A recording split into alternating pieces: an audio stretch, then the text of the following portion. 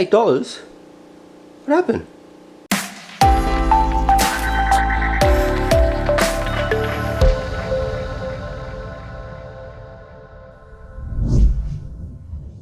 Hey guys, welcome back to the channel. So A2M today really had a red bloodbath today, with the share price going down to pretty much as low as $8.76. So let's find out why. Now, looking at the financials of their income statement, you can see that their revenue has been going up in the past 5 years pretty steadily, which is a good sign, and their EBITDA has been going up quite steadily as well to match that. So what happened? And this is the reason why. You can see that in their half-yearly report, there's been a 16% drop from FY20 to FY21 in their revenue, and a massive 32% drop in their EBITDA as well. So this is not a good sign, particularly because of the COVID situation, but also mostly because of the China trade war situation that's happening with Australia right now. So here you can see the three segments that A2M operate in, and in China, the China brand is actually doing okay. It's actually the Australia and New Zealand brand that has suffered the most with the border closures and the Diagou channels being affected by COVID. So there's not a lot of buying and then selling the formula overseas anymore. And in the US, they're actually doing really well as well. So again, you can see the same thing here. Their revenue has been steadily increasing over the past 2-3 years, except for FY21, or the first half of which, and you can see that here, the blue, which is the ANZ channel, has been pretty much halved. And so because of that, they've taken a big hit in revenue.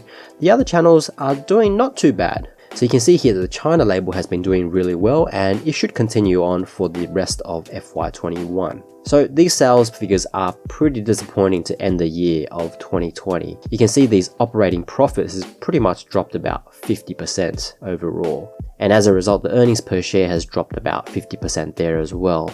And the share price has dropped also to align with that drop in earnings per share. But now, what's the outlook for A2M? Now, the company has now provided an outlook of $1.4 billion in revenue for FY21. Now, if we compare that trading revenue to, say, last year, you can see that $1.4 billion is about a 10% drop from FY20. But in FY20, the share price was $18. So we've pretty much halved our share price for a drop in revenue of about 10%. So my position A2M is definitely something that I'll be keeping right now.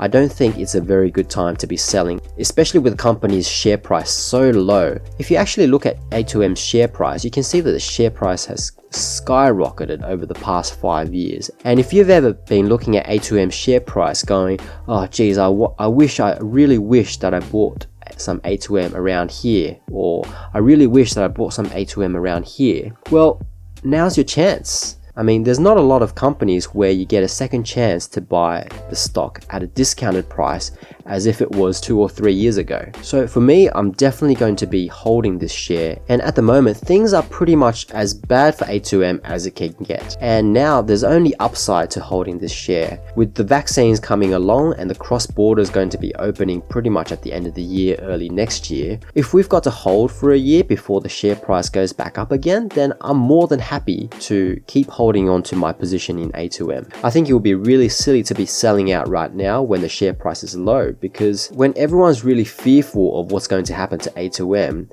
now's the time that the value investors buy. Because really, if you think about it, all the people selling are all the people that are panicking about holding A2M, but all the people that are buying are all the people that are seeing the upside to A2M in the future. And I guess what I'm trying to say is I'm one of those people. I mean, if we look at the charts for Afterpay, it was pretty much the same thing as well. It dropped to as low as $8 at one point, and everyone was thinking, Afterpay is gone, it's a rubbish company. But it made a comeback, and conditions were ripe, and the economy was perfect for a company like Afterpay. And it's the same with A2M right now.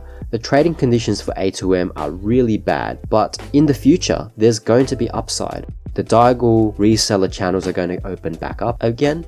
Immigration and borders are going to be open. I just don't see a way that A2M can be losing even more value. And I really think that A2M has hit the bottom, or at least close to the bottom. And even though we might see some sideways movement, at least for a good 6 months, there's only going to be upside from here on in. So hopefully for those of you that actually hold A2M, that's at least given you some hope that there will be a resurgence in their price. And if you're just thinking about buying A2M because the shares are really low right now, hopefully that you can see the benefit in buying right now when the company is down in the dumps and really struggling, and holding it over time as the economic conditions improve, then you'll make a good return on your investment as well.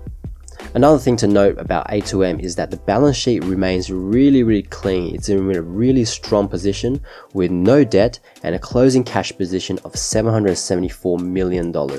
So they're going to be around for a long time. Even if they have no revenue coming in for the next 3 years, A2M will still be around. I can't say the same for other companies like Zip and Afterpay, which receives a lot of attention, and they're in a much worse cash position than A2M. So A2M is a much better and safer company to invest in. I do hope that this video got to you before you panic sold, because I'm really going to be holding on, and I might even buy some more if the share price dips even more. But so far, after the first day of the half-yearly earnings report coming out, you can see that the market has decided that it has overreacted, and the share price has recovered from $8.33 at one point back up to $9 now. So there's definitely been an overreaction as more and more people realize. Anyway, so that's my thoughts on A2M and its half-yearly earnings results and its share price drop as well. I think this disruption to its revenue is going to be temporary, and their sales numbers are going to return to normal in the future. But let me know what you think about A2M as well. If you're a holder, are you going to continue to hold? And if you're eyeing A2M ready to buy something, what price are you going to buy it at as well? Anyway guys, thanks for watching, and as always, I'll see you in the next video.